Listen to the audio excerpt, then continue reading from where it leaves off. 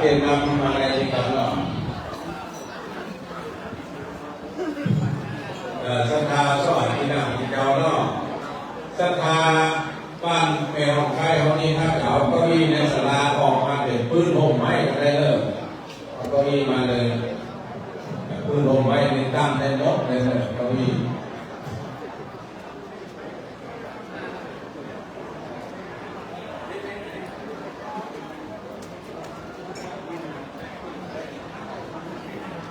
ตอนนี้ใกล้จะเริ่มประกอบพิธีทางศาสนาในการบำเพ็ญบุญส่งน้ำพระธาตุประจำปี 2568 ณ วัดแม่ฮ่องไกลทั้งหลายซ่องหาที่นั่งที่เจ้าได้แล้วเนาะในเวลาที่จะประกอบพิธีกรรมในตามพระพุทธศาสนาละอันดับแรกที่ขอได้รับเกียรติจากท่านนายกพิทยาตาจันดีนายกเทศมนตรีเทศบาลตำบลแม่ห้องเลิงได้รับเกียรติขึ้นยึดเตียนยึดทูปปูชาพระเจ้าตันสาพระการขอเชิญศรัทธาท่านทั้งหลายประนมมือขึ้นพร้อมกันเด้อตอนนี้ท่านนายกเทศมนตรีเทศบาลตำบลแม่ห้องเลิงได้เกียรติยึดเตียนยุดรูปปูชาพระเจ้ารักษาพระการการที่อยู่โครงการกับปนมมือขึ้นพร้อมกันเรื่อยๆตอนนี้ก็ตั้งซอตั้งแห่ก่อนยุดจะไปพักผ่อนอิริยาบถสักคำก่อน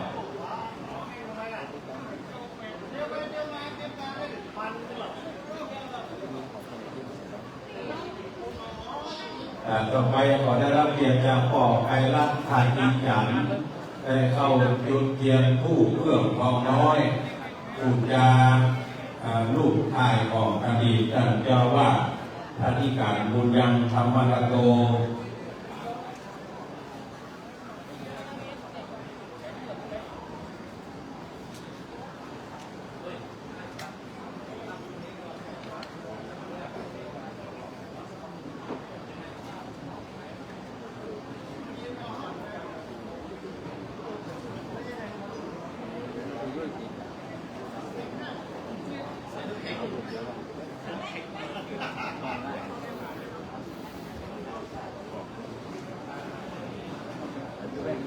ต่อไปจะได้ยุติยนนวมหามงคลเข้าเล่ม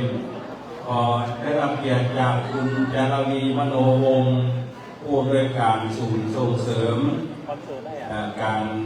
ศึกษาระดับอำเภอดอยสะเก็ดได้เพื่อเกียรติขึ้นยุติยนนวมหามงคลเล่มที่1ขอเจริญพรอันดับ2ขอได้รับเกียรติจากคุณสุดารัตน์ข้องไหมผู้อำนวยการโรงพยาบาลส่งเสริมสุขภาพตำบลบ้านฝั่งไฮตำบลเดชเสด็จ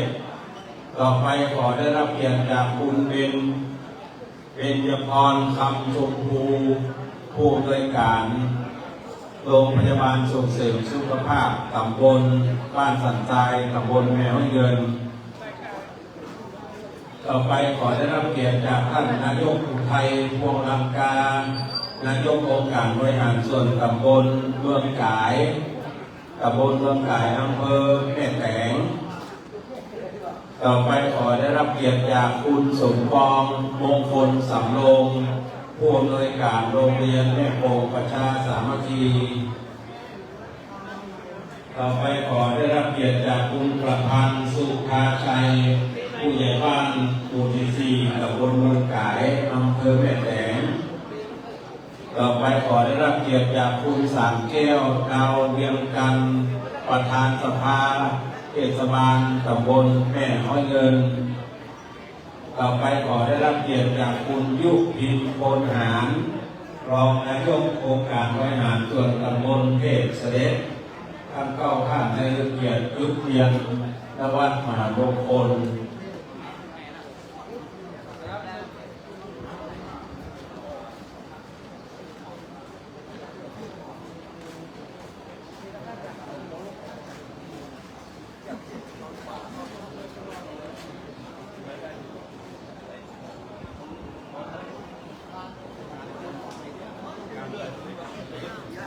ข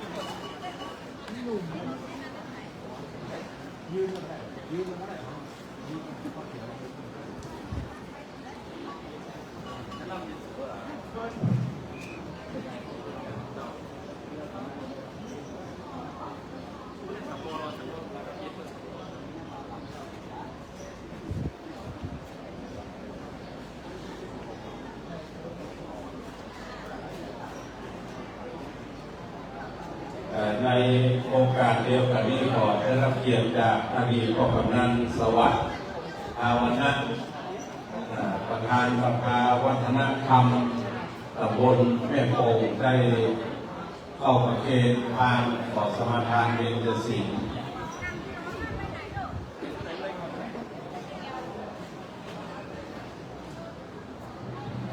คนที่สองแล้วตัดดีมากเลยเนี่ย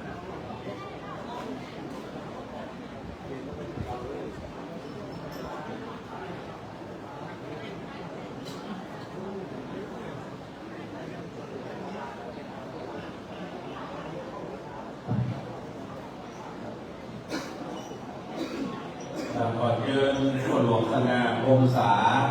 คนหลวงบ้านแมวไข่หมู่ที่8ในจุดเทียนนวะมหามงคลแห่งภาคหนึ่ง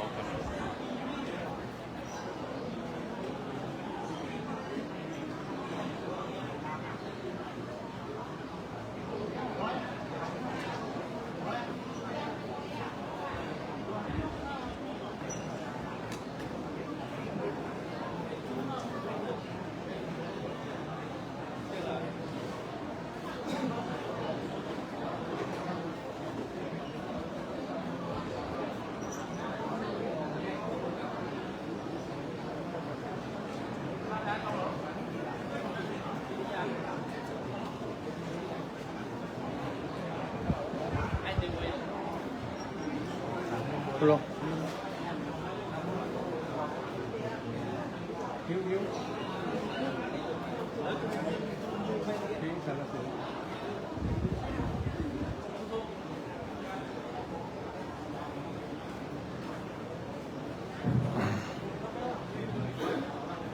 คุยกันต่อไปจะได้เปิดโกยถวายพระพรชัยมงคลพระบาทสมเด็จพระเจ้าอยู่หัวขอได้รับเกียรติจากท่านนายกพิทยาตาจันดีได้เป็นประธานเปิดโกยขอทุกท่านได้ยืนขึ้นพร้อมกันเด้อจะได้ถวายความเคารพพระบาทสมเด็จพระเจ้าอยู่หัวโดยพร้อมเพรียงกัน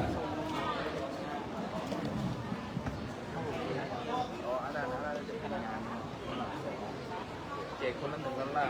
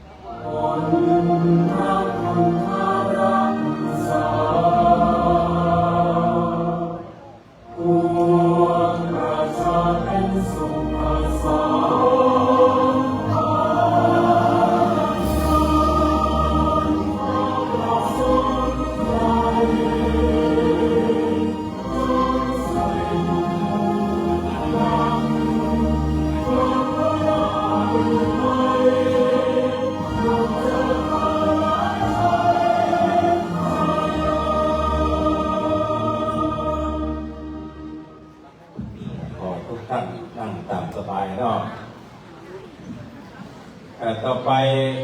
ขอได้รับเกียรติจากท่านกำนันพันศักดิ์คำใส กำนันตำบลแม่โป่งได้เริ่มเกียรติจุดเทียนที่ขันสาคร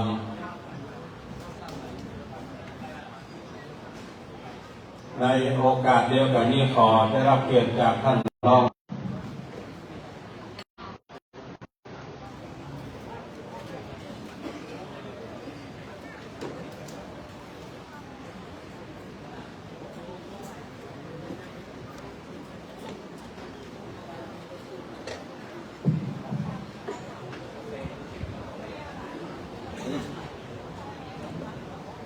ก่อนที่จะประกอบพิธีไหว้พระ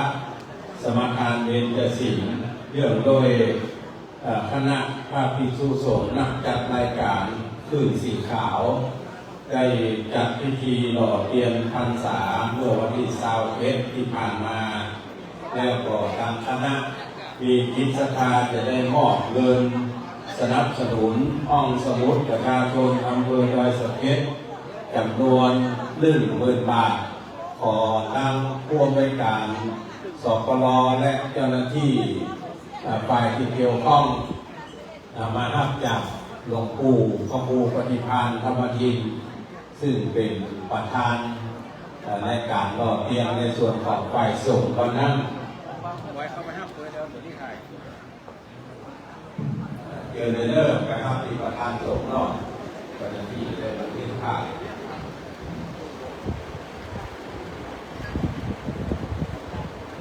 ได้บอกสนับสนุนการห้องสมุดดู1,000 บาทเพื่อจะได้ประกอบพิธีพัฒนาห้องสมุดสืบไปต่ออนุโมทนาโดยพ่อเพียงกันเดินเจอที่กับน้องหนึ่งรอบจะได้ประกอบพิธีไหว้พระสมทานเบญจศีลสืบไป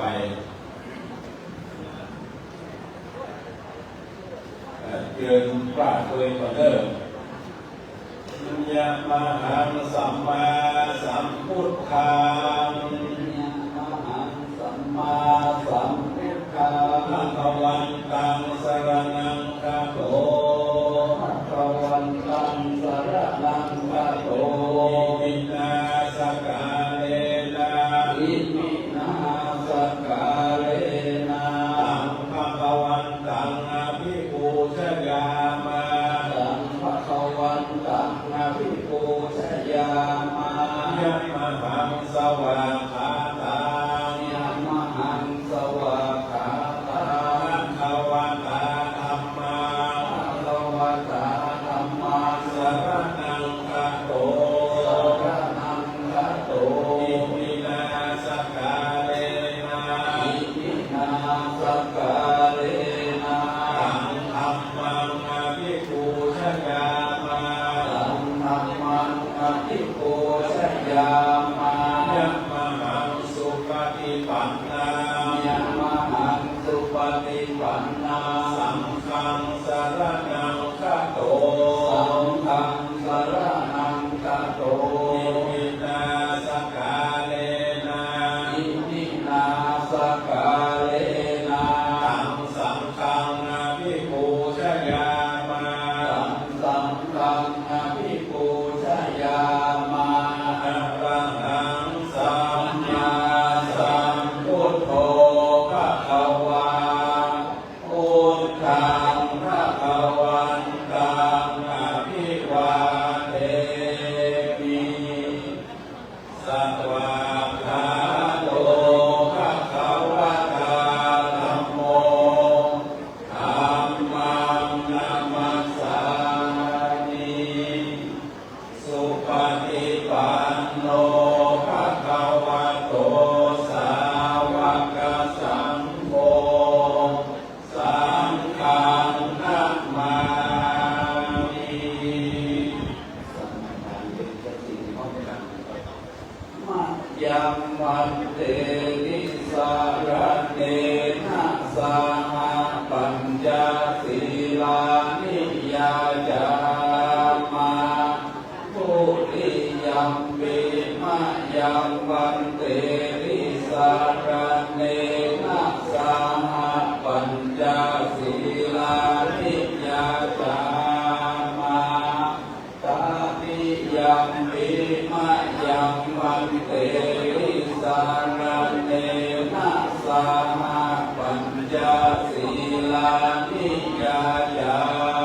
มะนะโมตัสสะภะคะวะโตอะระหะโตสัมมาสัมพุทธัสสะนะโมตัสสะภะคะวะโตอะระหะโตสัมมาสัมพุทธัสสะนะโมตัสสะภะคะวะโตอะระหะโตสัมมาสัมพุทธัสสะนะโมตัสสะภะคะวะโตอะระหะโตสัมมาสัมพุทธัสสะนะโมตัสสะภะคะวะโตอะระหะโตสัมมาสัมพุทธัสสะนะโมตัสสะภะคะวะโตอะระหะโตสัมมาสัมพุทธัสสะธัมมังสรณังคัจฉามิพุทธังสรณังคัจฉามิธัมมังสรณังคัจฉามิธัมมังสรณังคัจฉามิสังฆังสรณังคัจฉามิสังฆังสรณังคัจฉามิทุติยัมปิพุทธังสรณังคัจฉามิทุติยัมปิพุทธังสรณังคัจฉามิทุติยัมปิธัมมังสรณังคัจฉามิทุติยัมปิธัมมังสรณังคัจฉามิทุติยัมปิสังฆังสรณังคัจฉามิทุติยัมปิสังฆังสรณังคัจฉามิ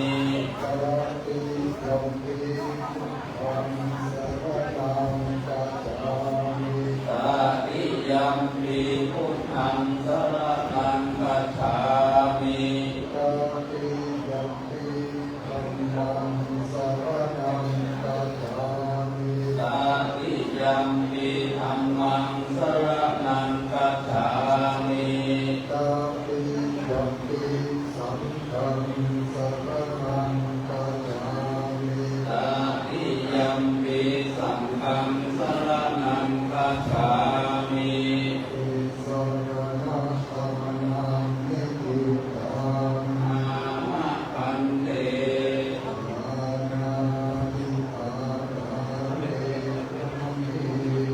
สิกขาปะทังสมาธิยามิปานาติปาตาเวระมะนิสิกขาปะทังสมาธิยามิอาทินนาทานาเวระมะนิ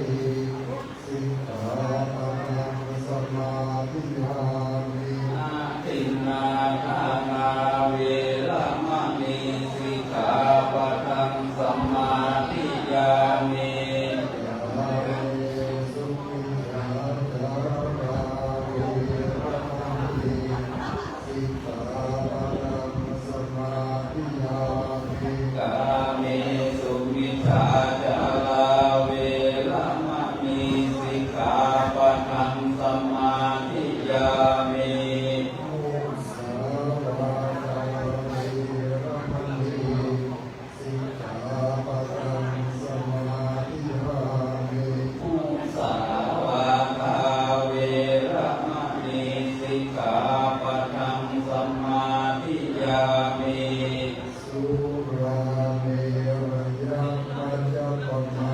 ทฐานาเวระมะนิสิกขาปะทังสมาธิยามิสุราเมรยะมัจจปมาทฐานาเว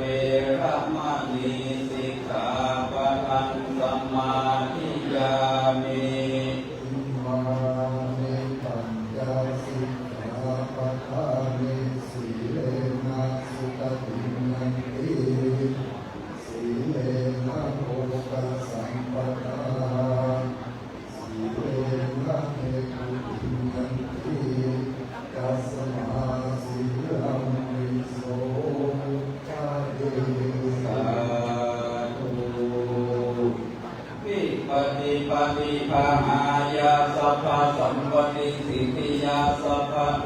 วินาศายาปริตังปุถะมังคลัง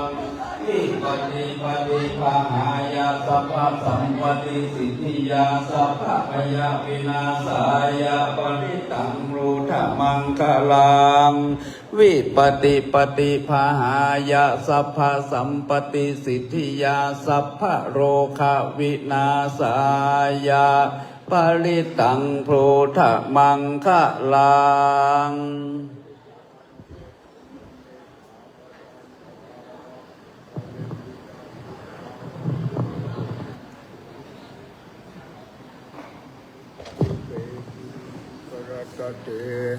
จันตริเขวิมาเนดิเประเดจกะเมตรุวันกะเดอราเมวตุมิเกเต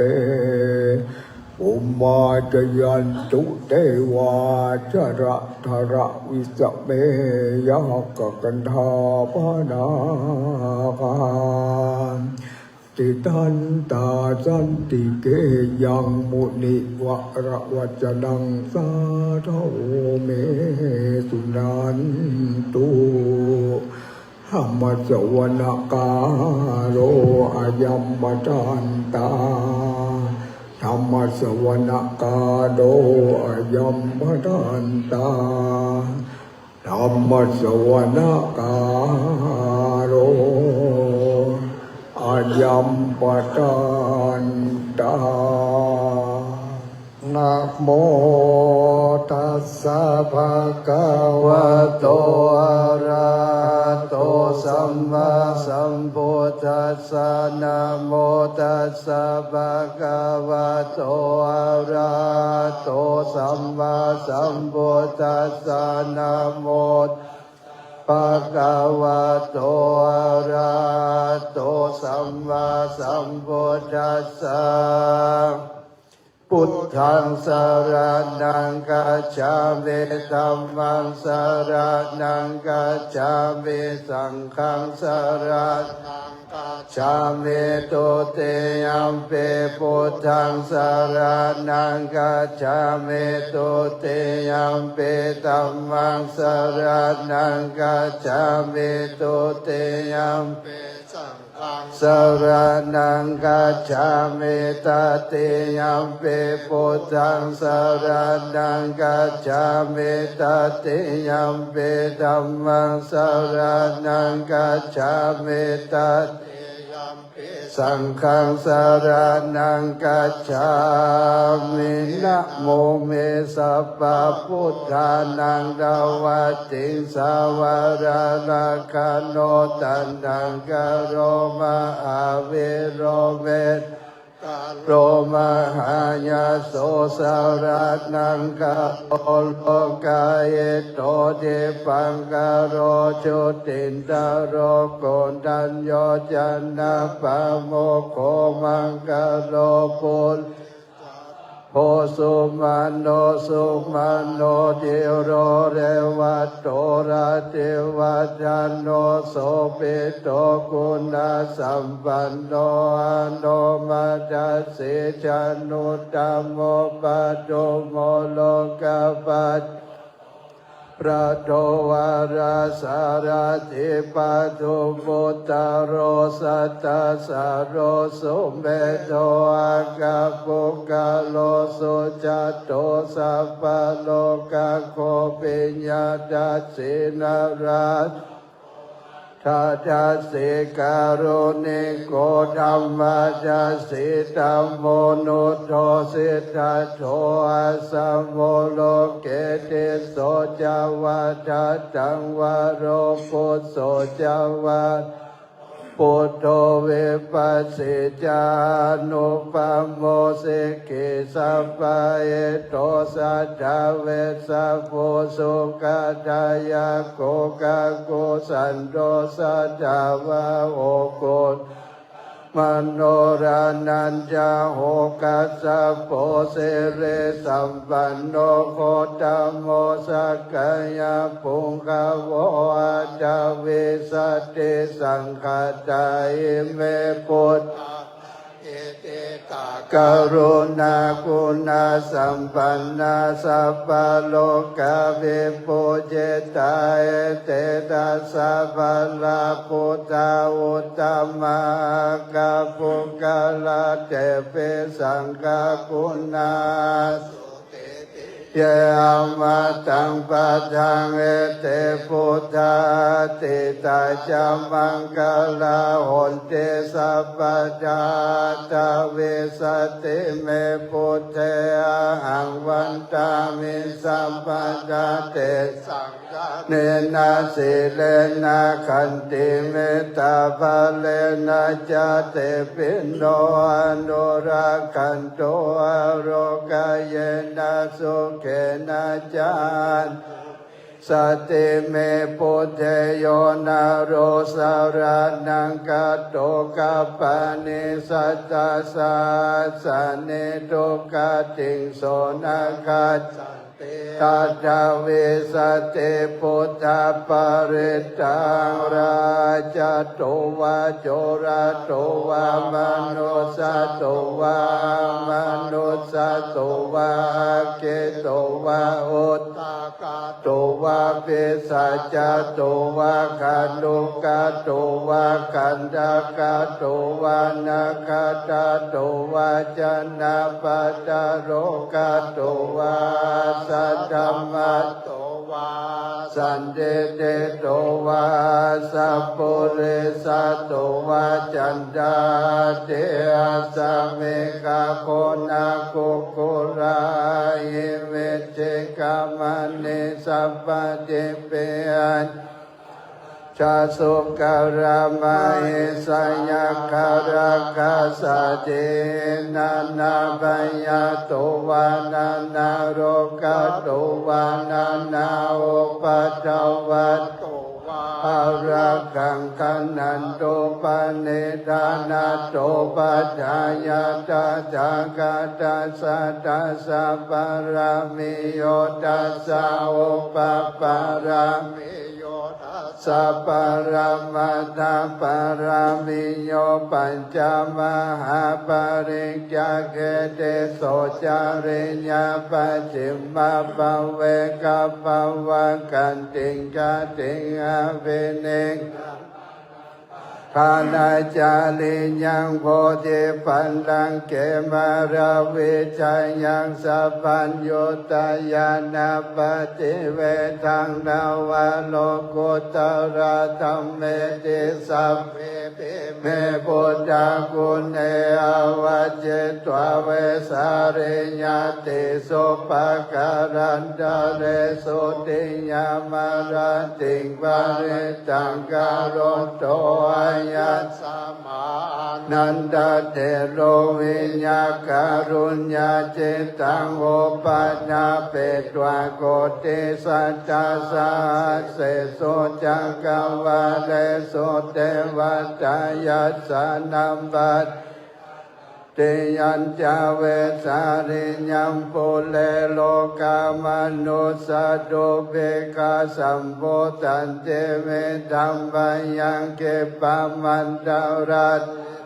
เสปะเรตันตัมปันนามาเหเสวนาจะปะดานังปันเดตานันจะเสวนาปุจาจะปุจานิยานังเอตัมมังคะลังมุตตัมมังปฏิรูปเจสวะโสจะปุเปจากาตาปุญญาตาตัสสัมมาปเนติจาเอตัมมังกาลังมุตตัมมังปะโวสัสสัญจาสิปัญจวินัยโยจาสุสิกิโตสุปาสิตาจยาวาจาเอตัมมังกาลังมุตตัมมังมัตตาปิโตปัฏฐานังพุทธัตตรัสสะสังฆาโหอนาคุราชกัมมันตา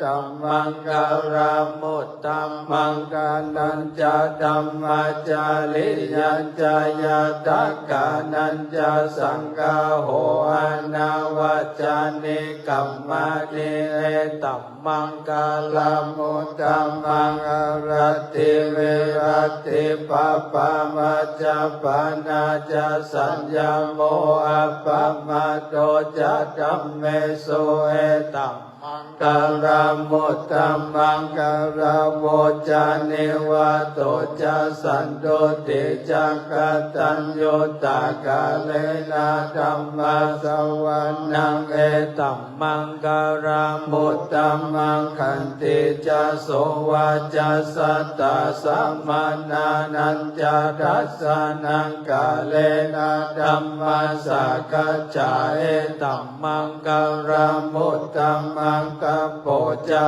พระมจาริยัญจะอาริยสัจจานาทัสสะนา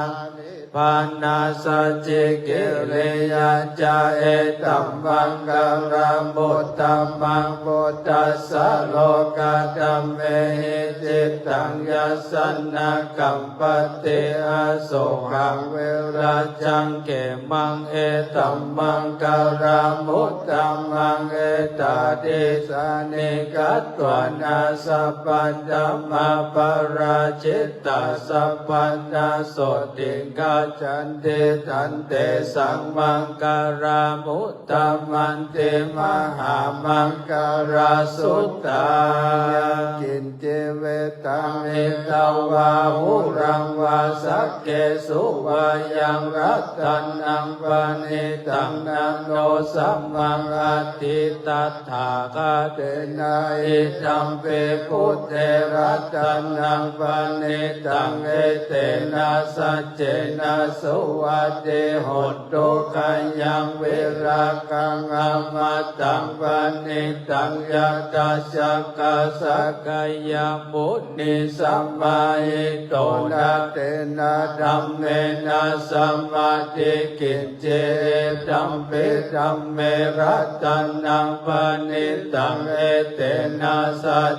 นาสุวัตเตหนตุยัมโพธาเสโทปะเรวานาเยสุจิสัมมาทิมานันตาริกัญญามาโหสัมมาทินาเตนะสัมโมนาวิชาติอิตัมปิธัมเมรัตตันนังปานิตังเอเตนะสัจเจนะสุวัตเตหนตุเยปุกาลาอัตตาสัทธัมปัสสัทธาจัตตาริเอตานิโยกานิโหติเตทักขินัยยาสุขัตตัสสะสาวกาเอเตสุทินนานิมหาปารานิธัมเปสังเกรัตตังนังปานิตังเอเตนะสัจเจนะสุวัตเตหนตุเยสุปายุตตามานาสัจจันเนนานิกาเมโนโคตัมมาสัสสะนามิเตปฏิปัตตา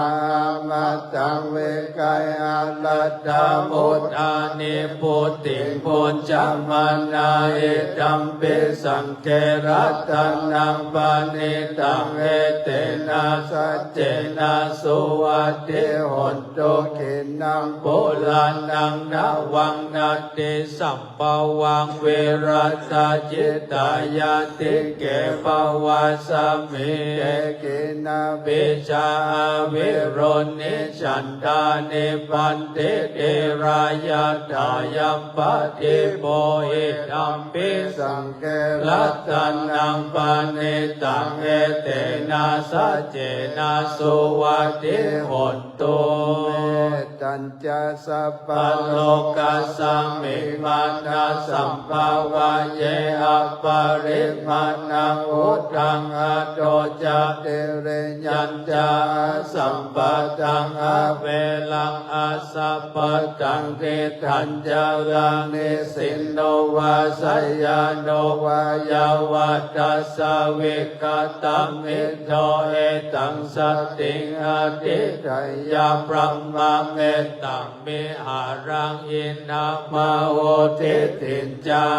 นุปกัมมาศิลาวัตัสสะเนนะสัมปันโนกาเมโสเวนยะเกตังนาอิจตุกปัสสยังปุณณาเลติเกการานิยเมตังสุตตาติเปโสภะคะวะอะระหังสัมมาสัมพุทโธวิชชาจารณะสัมปันโนสุขโตโลกวิโตอนุตตโรปุริสัตตัมมาสารติสัทธาเทวมนุสสานังพุทโธภคะวะเตสวากาโตภคะวะตาธัมโมสันติติโกอาคาลิโกเอหิปัสสิโกปัญญญิโกปัจจตังเวหิตาโพวิญโยเอเตโสปฏิปันโนภะคะวะโตสาวกสังโฆ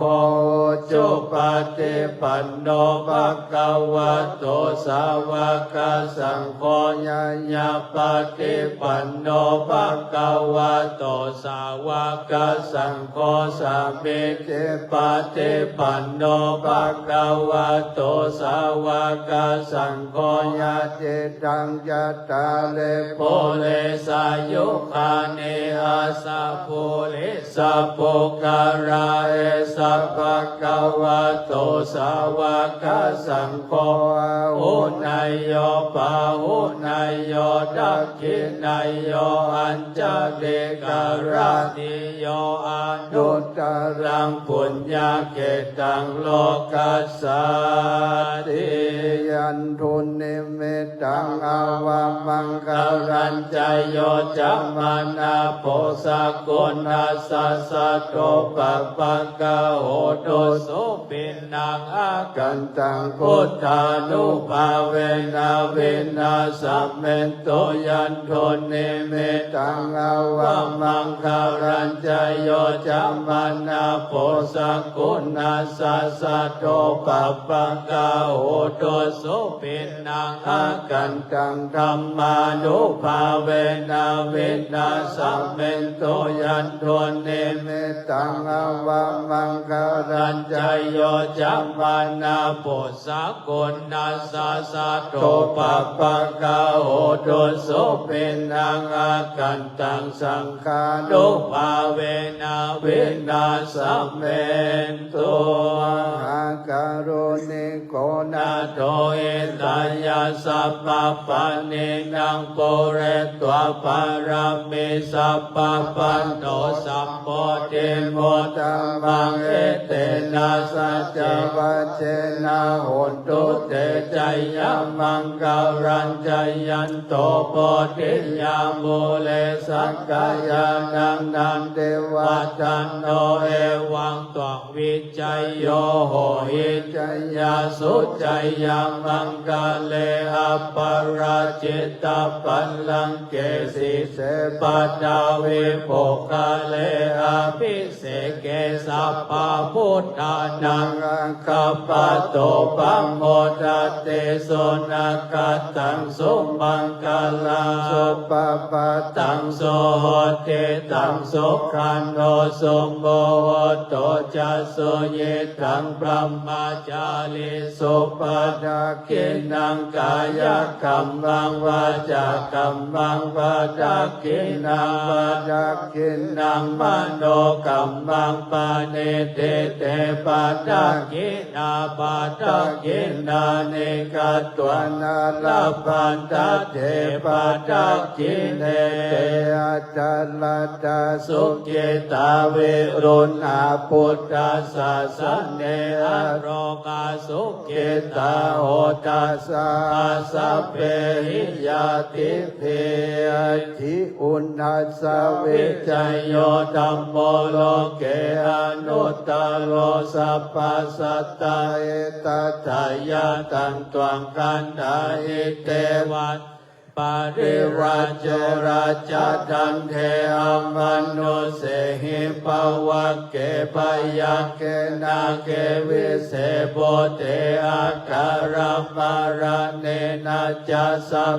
สัมมามารานามุตโตตาเปตัวการมาลิตังตัสเสวะอนุภาเวนะหนตุเทโวสุขิสัตตาสุตตาสีลังสัมมาทายาธัมมังสุตเลตังจาเรตัสเสวะอนุภาเวนะหนตุเทโวสุขิสัตตาลิกิตังเจเกตังโบจังการานังวาจานังคารุงปาเลสังเทสนังสุตตวตัสสะอายุปวัตตติสักกัตตัวพุทธารัตนังโอสัตถังอุตตมังวรังอิตังเทวมนุสสานังพุทธเตเจนะโสตินานาสันโตปัตตวาสัพเพทุกขาวุปัสสะเมนโตเตสักขะตัวธัมมารัตนังโอสัตถังอุตตมังวารังปณิลาหุปัสสะมานังธัมมเตเจนะโสตินานาสันโตปัตตวาสัพเพปัญญาวุปัสสะเมนโตเตสักขะตัวสังฆรัตนังโอสัตถังอุตตมังวารังอาหุนายยังปาหุนายยังสังฆเตเจนะโสตินานาสันโดปัตตวาสัพเพโลกาวุปัสสะเมนโตเตนะทิเมสารนังอัญญังพุทโธเมสารนังวารังเอเตนะสัจจวะเจนะโหนโตเตจยมังการานาติเมสานังอัญญังธัมโมเมสารนังวารังเอเตนะสัจจวะเจนะโหนโตเตจยมังการานาติเมสารนังอัญญังสังโฆเมสารนังวารังเอเตนะสัจจวะเจนะโหนตุเตจยมังการาทุกขปัตตาจันเนทุกขปยาปัตตาจันเนปยาโสกปัตตาจันเนโสกาโหนตุสัพเพปิปานิโนเอตาวาตาจามเมหิสัมปะทังบุญญาสัมปะทังสัพเพเทวานุโมทันโตสัพพสัมปติสิทธิยาทานังดาทันโตสัพพายาสีลังลาคันโตสัพพตาภาวนาภิรัตาหนโตขัจจันโตเทวตาคัตตาสัพเพพุทธาปัลลปัตตาปัจเจกานันจายังบาลังอาลาหันตานันจาเตเจนารักอังปันตามิสัพพโสสุโขพุทธานังอุปัฏโตสุขัสสะธัมมเตสันนาสุขัสสังกัสสะสามัคคีสัมมาคานังกัปโปสุโขคัตติโยเสตโตจันเนตัสสะมิงเยโคตปาติจายโนวิจาจารันนาสัมปันโนโสเสโทเทวมนุเสทิวาตปาติอาติโจรติมาปาติจันติมาสันนโตคัตติโยตปาติจายตปาติบรมโนอาตัสสะปะมะโหรัตังพุทโธตปาติเตจัสสะโรเกียปะละมาลาปัสสันตุติปะระมานานังวิสาสะปะระมายังตินิพพานังปะระมังสุขังสาธุ ต่อไปจะใช้สุดมากกว่าตามนะครับสาธุอะหังโอ วันตามิสัพพะวัตถุตานังสัพพันโตสังฆมัทะเมพันเตสาธุโอกัสสะพันเตข้าเดสัพพัญญังเกิงกว่าตามสหปริวารหลายหลากพร้อมด้วยภาคนานาอันสมณศรัทธาและมูลศรัทธาอุปาตั้งหลายได้คงควายหามาทุกแต่งสัพพะแห่งทานาอันหาได้มาโดยชอบประกอบด้วยเจตนายามเมื่อดาแต่งงานเกิดรำสร้างของการก็ได้แบ่งปันยุติของบุญเป็นส่วนมือรีดวนยุกเอายามเมื่อมัวเมาทุกแต่งได้คู่อยากแก่งเดียวไก่ของท่านทั้งหลาย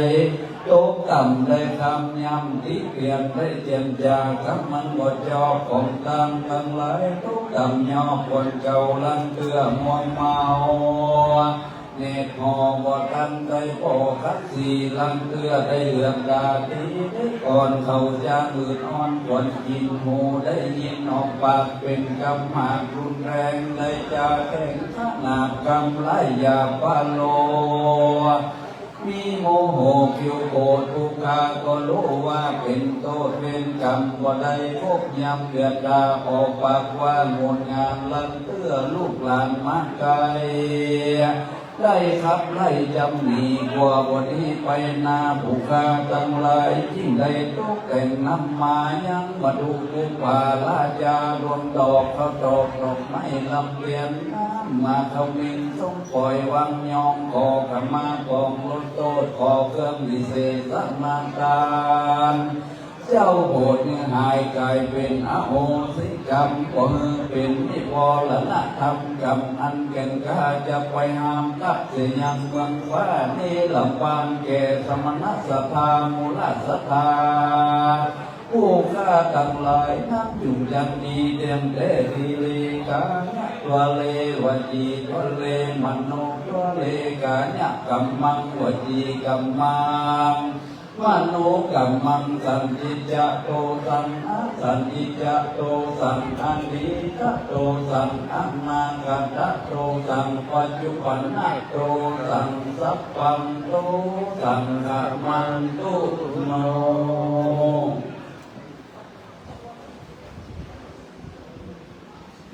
ลองสักครั้งเป็นจะได้กล่าวคำถวายน้ำพระบินต้นปล่อยและวัตถุพยาตามนะครับ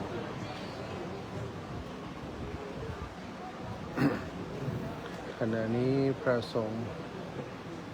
ทั้งนั้นได้เจริญพระพุทธมนต์สมโภชเฉลิมฉลองสมโภชน้ำพระพุทธมนต์เพื่อจะได้นำไปส่งน้ำพระธาตุต่อไปซึ่งวันนี้ได้มีศรัทธาสาธุชนถึงในพื้นที่ของอำเภอดอยสะเก็ดและต่างอำเภอต่างจังหวัดได้เดินทางมาร่วมในงานบุญของวัดแม่ห้องไคร้การส่งน้ำพระธาตุของเราในวันนี้ก็ถือว่ามากันเยอะกันหลายในแต่ละวัดหัววัดต่างๆก็ได้เดินทางมาร่วมในการส่งน้ำพระธาตุในครั้งนี้ขอบคุณนะศรัทธาญาติโยมที่ติดตามไลฟ์สดกิจกรรมการส่งน้ำพระธาตุของวัดแม่ห้องไคร้ในวันนี้ก็เป็นวัน15 ค่ำเดือนเข้าเหนืองานทำบุญประเพณีส่งน้ำพระธาตุเจดีย์วัดแม่ห้องไคร้ตำบลแม่โป่งอำเภอดอยสะเก็ดจังหวัดเชียงใหม่ก็ยังกฎเกณฑ์เว้นตาลเรียบร้อยแล้วก็เดี๋ยวก็จะได้เป็นในส่วนของการถวายทายธรรมทายทานแก่พระสงฆ์พิธีทั้งนั้นก็มีหลวงปู่พระครูปฏิภาณธรรมทินเจ้าอาวาสวัดม่อนจอมพอได้เมตตามาเป็นประธานสงฆ์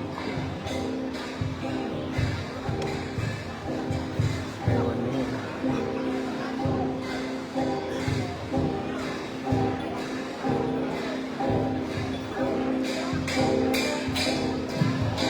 การ สุภาพสตารโดยการนำน้ำก็มีส่งปล่อยไปค้าขายเครื่องกินตัวการก็เป็นที่เรียบร้อย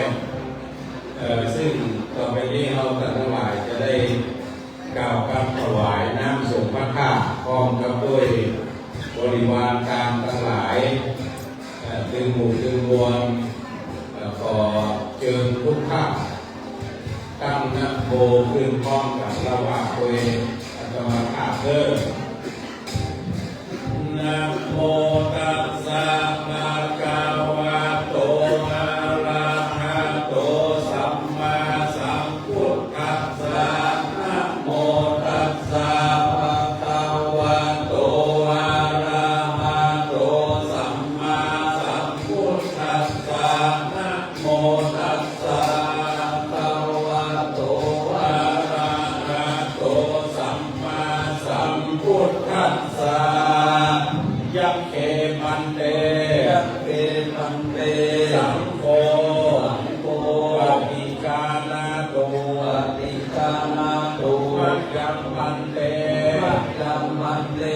อิมังอิมังสุขันโธทักกาสุขันโธทักกาอัมพิโลทักกังอัมพิโลทักกังสัพปะริวารังสัพปะริวารังหาตุเอปิยายาหาตุเอปิยายาภิกขุสังคัสสะภิกขุสังคัสสะโอโนชยามะโอโนชยามะสาธุโนพันเตสาธุโนพันเตอัจยังอัจยังหาตุเอปิยายาหาตุเอปิยายาสุขันโธทักกาสุขันโธทักกาอัมพิโลทักกัสสะอัมพิโลทักกัสสะสัพปะริวารัสสะสัพปะริวารัสสะอานัสสะอานัสสะอานิสังโสอานิสังโสอัมหากันเจวะอัมหากันเจวะมาตาปิตุมาตาปิตุนาทีนันจานาทีนันจาปิยัญชนะนาปิยัญชนะนาอิฆารัตตาอิฆารัตตาอิตายาอิตายาผาสุกาผาสุกาวิหารตายาวิหารตายาสังวัตตุสังวัตตุข้าแต่พระสงฆ์ผู้เจริญข้าแต่พระสงฆ์ผู้เจริญขอพระสงฆ์จงรักษาขอพระสงฆ์จงรักษาข้าพระเจ้าทั้งหลายข้าพระเจ้าทั้งหลายขอน้อมถวายขอน้อมถวายน้ำขมิ้นส้มปล่อยน้ำขมิ้นส้มปล่อยเพื่อสงฆ์พระธาตุเจดีย์เพื่อสงฆ์พระธาตุเจดีย์พร้อมกับของบริวารพร้อมกับของบริวารทั้งหลายเหล่านี้ทั้งหลายเหล่านี้แก่พระภิกษุสงฆ์แก่พระภิกษุสงฆ์ขออานิสงส์ขออานิสงส์แห่งการถวายแห่งการถวายน้ำขมิ้นส้มปล่อยน้ำขมิ้นส้มปล่อยเพื่อสงฆ์พระธาตุเจดีย์เพื่อสงฆ์พระธาตุเจดีย์พร้อมของบริวารพร้อมของบริวารแก่พระสงฆ์นี้แก่พระสงฆ์นี้จงเป็นไปจงเป็นไปเพื่อประโยชน์เพื่อประโยชน์เพื่อความอยู่เย็นเป็นสุขเพื่อความอยู่เย็นเป็นสุขแก่ข้าพเจ้าทั้งหลายโดยแก่ข้าพเจ้าทั้งหลายโดยแก่ปิยชนทั้งหลายแก่ปิยชนทั้งหลายมีมารดาบิดามีมารดาบิดาเป็นต้นโดยเป็นต้นโดยตลอดกาลนานเถิดตลอดกาลนานเถิด สาธุ ต่อไปจะได้เข้าประเคนบรรลุทายธรรมทายทานในส่วนของพระพุทธในส่วนของพระสงฆ์ในส่วนของพระพุทธขอได้รับเกียรติจากอดีตกฎนันวันชัยธรรมศรีประธานสภาวัฒนธรรมอำเภอแม่ออนได้รับเกียรติเข้าประเคนทายธรรมในส่วนของพระพุทธในส่วน ทหารในส่วนพระพุทธ อได้รับเกียรติจากพ่อหลวงชัยประการจากภาคตึงพ่อหลวงบ้านองค์ห้องหมู่ที่เก็บได้เข้าประเคนสำหรับกลับเข้าในส่วนของพระพุทธ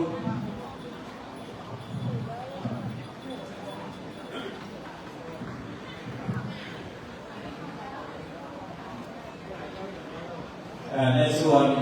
ประธานสงฆ์ในวันนี้ขอได้รับเกียรติจากท่านผู้มีเกียรติมีรายนามดังต่อไปนี้อันดับหนึ่งขอได้รับเกียรติจากคุณบุญเรียบดวงทิพย์อันดับสองคุณประยูนวันเทิงอันดับสามคุณทับดอกยันทาตัวเกเรอันดับสี่คุณสว่างตำจาอันดับห้าคุณจันวันปัญจภาอันดับหกคุณเสน่ห์เสเลวอันดับเจ็ดคุณมานุไกโตอันดับแปดคุณสุวัฒน์ไทยันโตอันดับเก้าคุณจรัญภาวนะอันดับสิบคุณสิริลักษณ์คำยูปูอันดับต่อไปคุณประจวบอันทวงศ์อันดับต่อไปคุณศิริลักษณ์เขตมัทุพจน์อันดับต่อไปคุณนพพรยิ่งกันทาอันดับต่อไปคุณสอนชัยข้างกินกันตัวอย่างเพื่อความไม่รอดที่ไหนอันดับต่อไปขอได้รับเกียรติจากคุณสมยศกาธิโยอันดับต่อไปขอได้รับเกียรติจากคุณเกษมพาจรทิพย์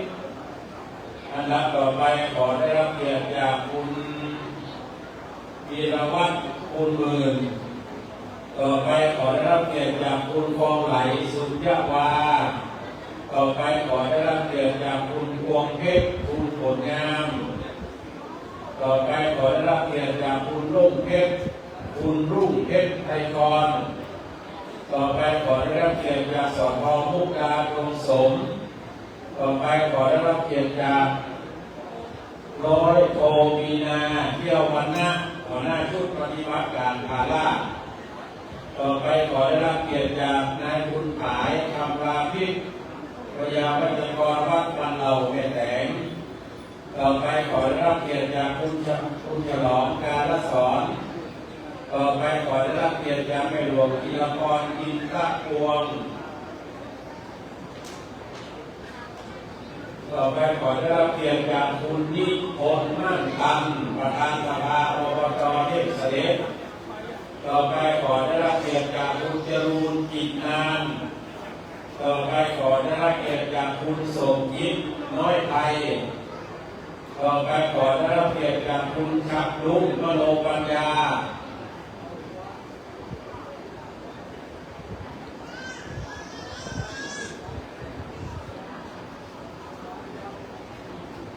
ต่อไปขอได้รับเกียรติจากคุณสุพิษขาดอินจันได้เข้าประเกณฑ์ข้างหลังที่ประจานข้างนอกเกณฑ์แล้วก็มีอันที่เขาได้เกณฑ์แล้วก็มี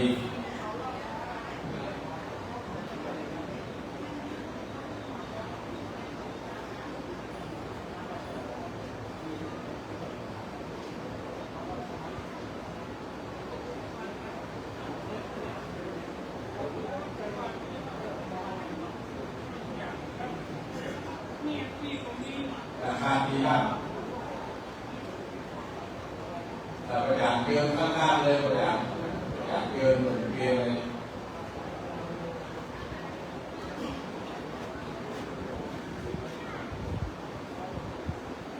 เป็นหลวงศิรินันท์สมเด็จจะได้มอบปฏิฆาระเกี่ยวกับอย่างเนาะเลิกประหยัดก็อยู่ผู้นี้เราก็กำ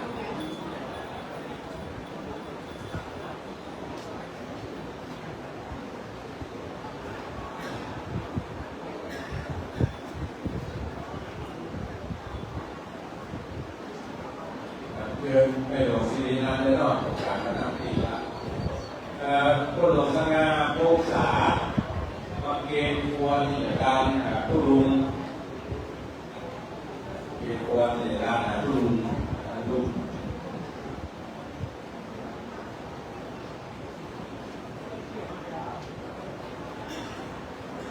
ยกวันอังคารคุณยกวันที่คุณ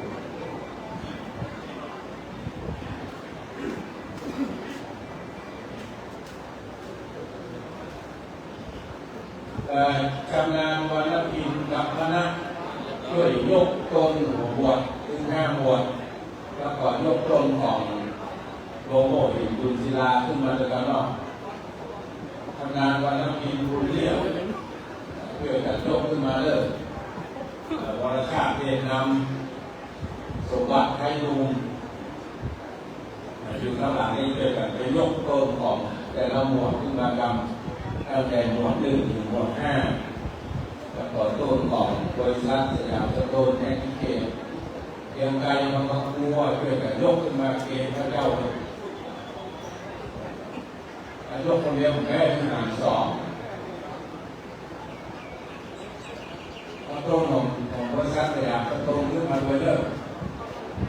เพื่อกันยกกันรอบมาจากคนกายบ้านเราคนละต้นยกของเกณฑ์พระเจ้าคนนี้เริ่มต้องรอเกลือใส่ขึ้นมาทำมันเป็นยากเอง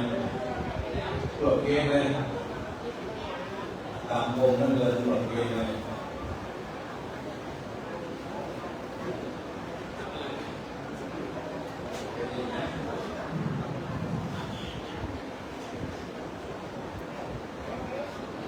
เกณฑ์เลยเอาเกณฑ์เลยยกไปดีหน้าเดียวเกณฑ์แล้วก็ยกไปดีหน้าเดียวเลยเกี่ยวกับยกไปดีหน้าเดียวตรวจงานนะเว้ยเกณฑ์ยกไปดีหน้าเดียวโป่งเดือดโป่งเดือดสียกตัวนั้นเนี่ยยกตัวนี้เกณฑ์ก่อนนะยกไปวางยกอะไรยกกระทำพูดเลยก่อนจะลุกได้แต่ละลายก่อนจะลุกได้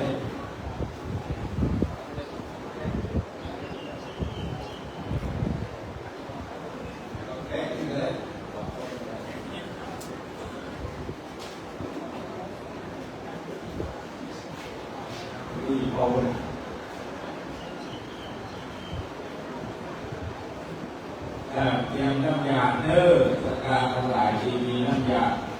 ตามโครงทานก่อนรุ่งเจ้าสี่ก่อนโครงทานก็ต้องเอาก่อนข้อเดียวกันนี้เจ้าของโครงทานเดียวทุกเจ้ามันปลูกโดนอยู่ในฝั่งก่อนนั่นหรอก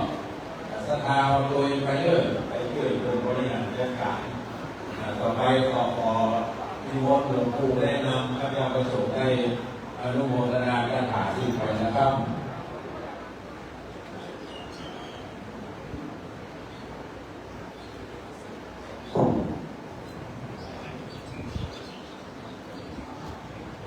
ยะถาวาริวะหาปุราปาริปุเรนติสาระนังเอวเมวังโตทินังเตตานังอุปกปปติอิจิตังปฏิตังตุมหังติปะเมวัสสมิจตุ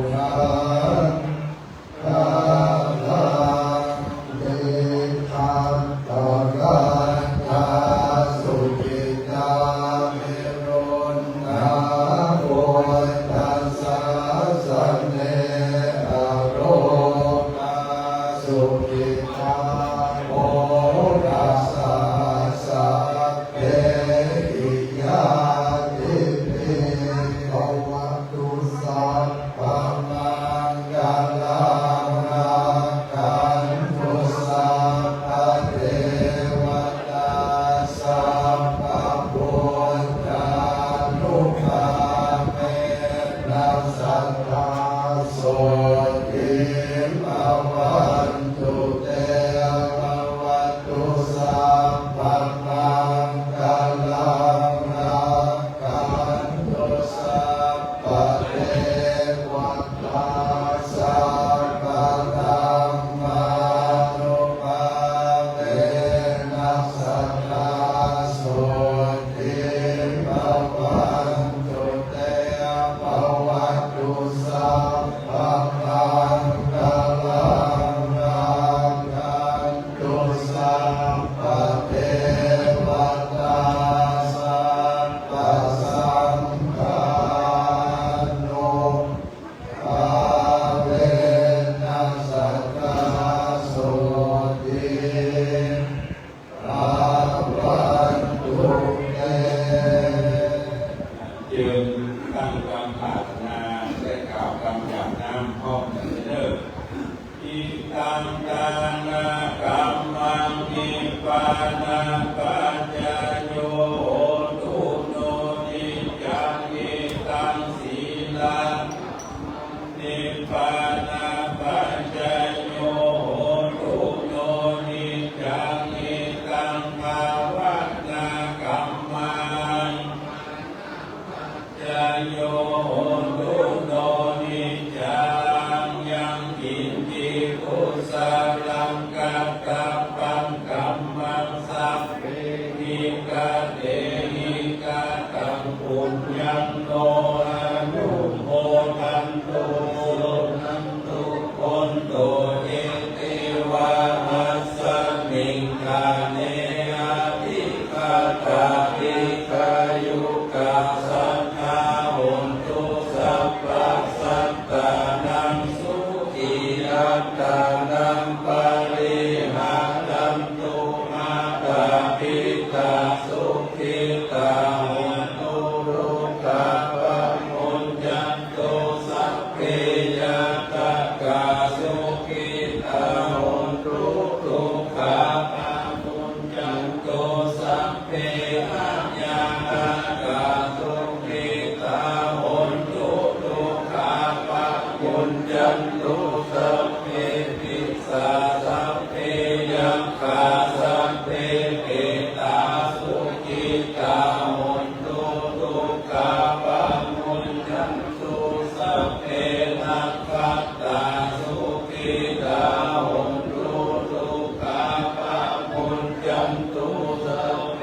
เทวาสุขิตาหุนตุทุกขาปะมุญญันตุสัพเพอาจาริยุปัจจายาสุขิตาหุนตุทุกขาปะมุญญันตุสัพพะสัมปะทิทังสัมมิคันตุโวอันตา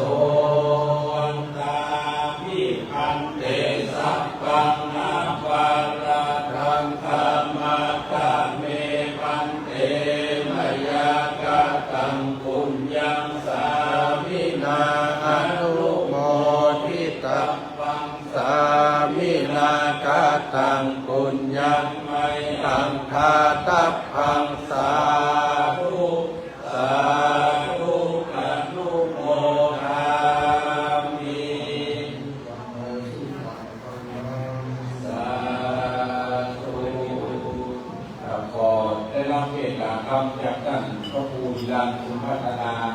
เจ้าคณะตำบลแม่โพให้เงินได้เปลี่ยนตาปรับปรุงน้ำพระพุทธมนต์เรื่องที่น้องศึกษาทั้งหลายก่อนจากได้ยกปักตำบลตามคุณเลิศขันโยมวัดต่างๆมายกกายการไปใส่รถเก็บซองใส่น้ำทุกเจ้าก่อนนะครับยกไปการใส่รถสัจญานังนันติวัตโนเอวังตวังวิชโยโหหิตยาสุชยมังคะเลอัปปราชิตมังลังเกติเสปัทวิโภคะเลอภิเศเกตาภพุทธานังอาคาปะโตปะโมทัตติสุนัขตังสุมังคลาสุภาตังสุโมติตังสุขันโตสุโมโตจะสุยิตังพระมจาริสุปทากินังกายกรรมังวาจากรรมังปทากินังปทากินังโมกรรมังวณิทิเตปทากินังนิกากินังนิกังกวานารมังปะเทปทากิเนนิมนต์พระสงฆ์ของท่านเจ้าทุกรูปนะครับไปส่งน้ำพระธาตุแล้วก่อนนิมนต์ประกาศพระธาตุเป็นพื้นโลกนะครับในโอกาสเดียวกันนี้หลังจากพระสงฆ์ได้ส่งน้ำเรียบร้อยของเพื่อนท่านผู้มีเกียรติทั้งหลายเลิกไปส่งน้ำแล้วขอโทษจะถิ่นเข้าพื้นโลกด้วยกันองค์การถ้าเอาบอลแล้วก็เปิดได้เลยเนอะองค์การเอาบอลแล้วเปิดได้เลยคณะทำงานแบบที่ทำงานสมบัติยังไปวรชาตินำกำลังกำลังยกเก็บไปไว้ลูกหมดแล้วจะเรียกฝ่ายการเงินจะดำเนินการละขอบคุณโรงทานทุกโมงเลยขอบคุณพี่น้องประธานทุกท่านเลย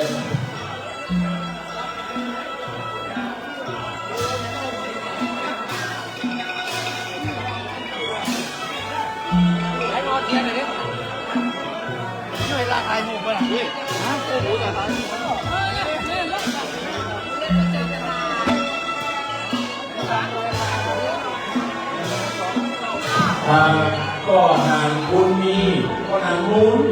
ปัจจุบันในศาลาก็นางมูลก็นางมูลโดยลอยจอมพอ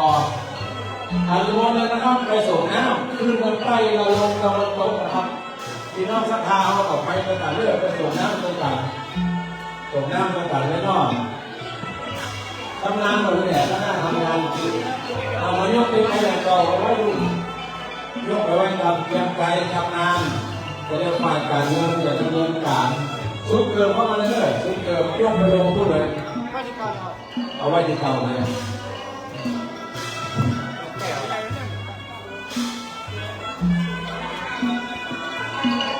เกี่ยวกับโยกของใบกรรม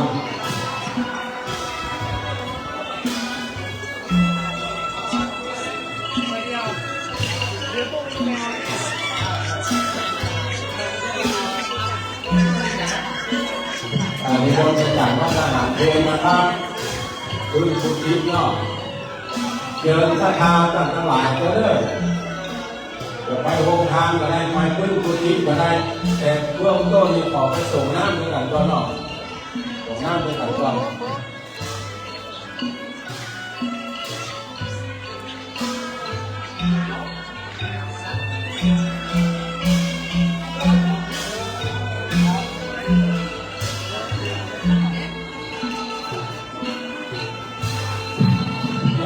วาริวานาตุลาวาริปุเรนติตาคลังเอวเมวะมิโยติตังเตตังนันตุโตวิวิริตังวะวิลังตุมาภิโกเมนะตุตังสุจเตติอายุตังสัพพะโตปัญญโสยะถามิโตวินันโตวิสาทุติ ยุโกอายุวันโนสุขังพระลาจังซอและที่สามเลยเด้อ